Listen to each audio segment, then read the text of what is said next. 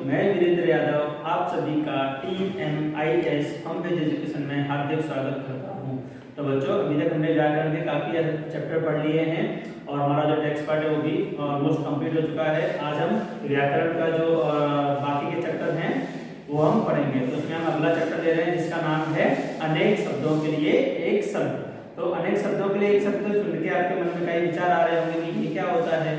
इसका मतलब ये होता है कि अनेक शब्द मतलब एक से अधिक शब्द हों, उसको हम कम शब्दों में मतलब कम शब्द में प्रयोग करते हैं। मतलब कोई भी शब्द वाक्य बड़ा हो उसकी जगह हम एक छोटा शब्द लिखे उसे उसका जो मतलब है वो बता सके, उसे हम कहेंगे अनेक शब्दों के लिए एक शब्द। अर्थात एक से अधिक शब्दों की जगह एक ही शब्द का इस्तेमाल किया जाए उसे हम कहेंगे अनेक शब्दों के लिए एक शब्द। तो आइए हम यहाँ पे कुछ उदाहरण देख लेते हैं। हिंदी भाषा को सरल सुंदर व प्रभावशाली बनाने के लिए अनेक शब्दों अथवा एक वाक्यांश के स्थान पर एक शब्द का प्रयोग भी किया जाता है। जैसे कि मैंने आपको बताया कि हिंदी भाषा में अनेक शब्द मतलब एक से अधिक जहाँ शब्द दिए गए हों उसको और प्रभावशाली, सरल और अच्छा प्रभाव डालने के लिए जिन शब्दों का प्रयोग किया जाता हो उसे हम क्या कहेंगे, अनेक शब्दों के लिए एक शब्द।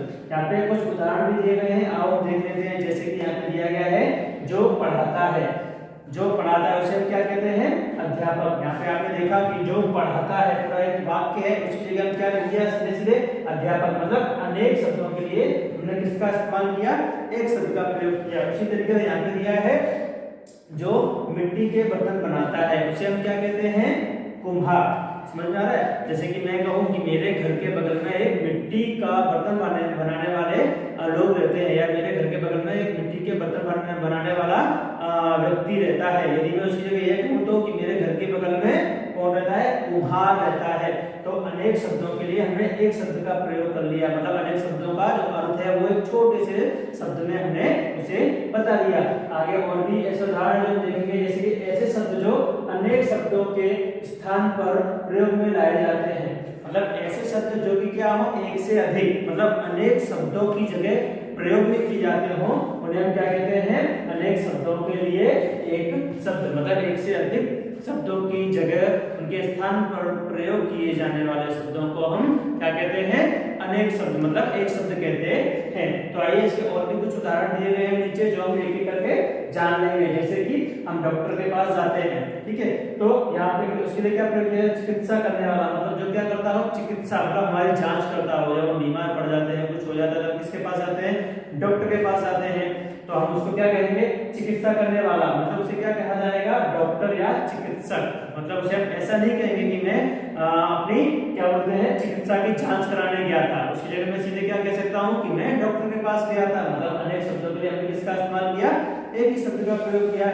उसी तरीके से यहाँ पे है जो विज्ञान जानता है, जो विज्ञान जानता है। या फिर मैं कहूँ कि डॉक्टर APJ अब्दुल कलाम विज्ञान जानते थे। यदि मैं उसकी जगह ऐसा करूँ तो डॉक्टर APJ अब्दुल कलाम कौन थे, वैज्ञानिक थे। तो सुनने में कौन सा शब्द वाक्य अच्छा लग रहा है, डॉक्टर अब्दुल कलाम वैज्ञानिक थे। तो मतलब हमने वहां पे अनेक शब्दों के लिए किसका प्रयोग किया, एक शब्द का प्रयोग किया जिसे कहा जाता है वैज्ञानिक। मतलब एक से अधिक शब्दों की जगह हमने एक का प्रयोग किया तो उसे हम कहेंगे अनेक शब्दों के लिए एक शब्द। और भी यहाँ पे उदाहरण दिए गए हैं, जैसे कि कविता लिखने वाला क्या कहलाता है, कवि कहलाता है। जो कविता लिखता है उसे क्या कहेंगे हम, कवि।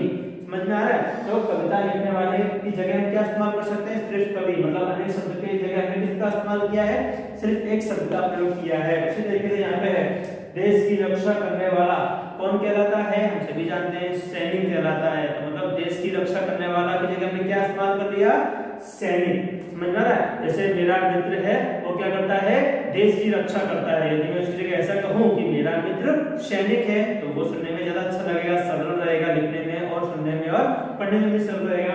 और भी यहाँ पे काफी उदाहरण दिए गए हैं, जैसे कि कपड़े सिलने वाला तो उसे क्या कहते हैं, दर्जी। मतलब जो कपड़े सिलता है उसे क्या कहा जाता है, दर्जी कहा जाता है। उसी तरीके से यहाँ पे खेती करने वाला क्या होता है, किसान। समझ में आ रहा है। जैसे कि मैं कहूँ कि मेरे पिताजी क्या करते हैं, खेती करते हैं, ठीक है, तो उसकी जगह मैं यदि सीधे सीधे ऐसा कह दूं कि मेरे पिताजी क्या है, किसान है, तो वो सरल हो गया, समझ में भी आ जाएगा सामने वाले को। मतलब किसान कौन होता है, जो खेत में काम करता है, जो खेती करता है। तो खेत में काम करने वाला की जगह मैंने क्या इस्तेमाल कर दिया, सीधे सीधे किसान। आगे और भी उदाहरण दिए गए हैं यहाँ पे, जैसे चित्र बनाने वाला क्या होता है, चित्रकार कहा जाता है। इसी तरीके से जल में रहने वाला क्या कहा जाता है, जलचर कहा जाता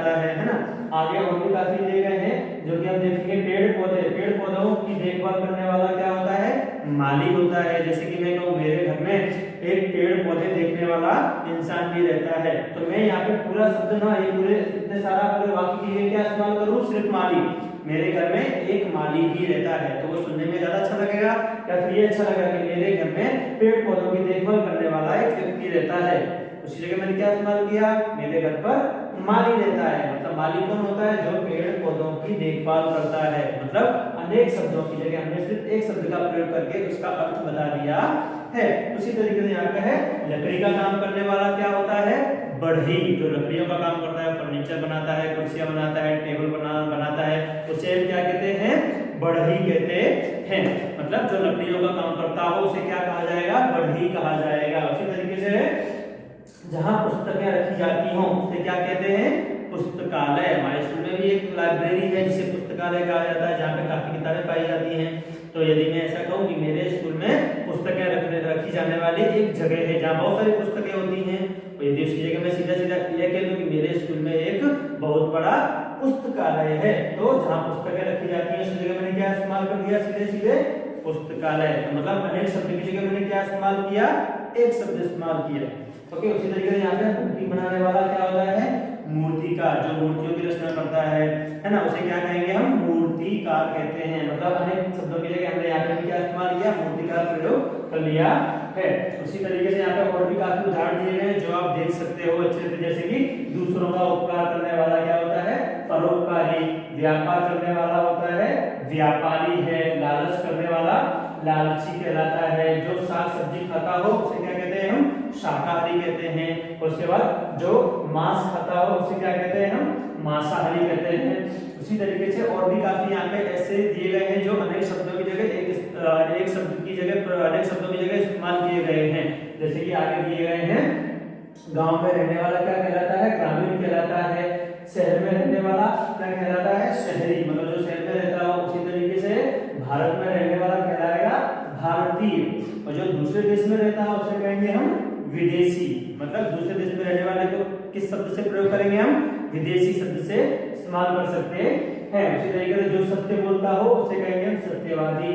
जो डरता हो उसे कहेंगे यहाँ पे हम डरपोक, जो डरता है। उसी तरीके से जो किसी से न डरे उसे कहेंगे हम निडर। जिसे किसी से भी डर ना लगता हो उसे हम कैसे इस्तेमाल करेंगे कि वो तो निडर है। जैसे मेरा मित्र है, किसी से भी डरता नहीं है ना, तो मैं उसके क्या इस्तेमाल कर सकता हूँ, मेरा मित्र क्या है, निडर है।